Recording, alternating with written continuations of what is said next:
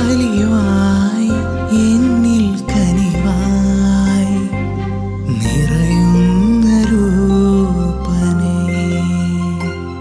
ക്രിസ്തു തൻ്റെ ശിഷ്യർക്ക് നൽകുന്ന ഏറ്റവും വലിയ പദവിയും സ്ഥാനവും സ്നേഹിതൻ്റേതാണ്. ഇനി ഞാൻ നിങ്ങളെ ദാസന്മാർ എന്ന് വിളിക്കുകയില്ല, സ്നേഹിതന്മാർ എന്നാണ് വിളിക്കുക.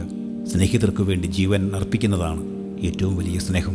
സ്നേഹത്തിൻ്റെ ഏറ്റവും ഗാഠമായ അനുഭവം സൗഹൃദമാണ്.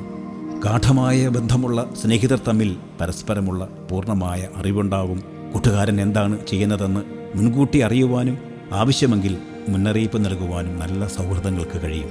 യഥാർത്ഥ സ്നേഹിതന് തന്നെ ഒറ്റിക്കൊടുക്കുന്നവനോടും തള്ളിപ്പറയുന്നവനോടും പരിഭവമില്ല, പരാതിയില്ല, വിദ്വേഷമില്ല, പ്രതികാരവുമില്ല.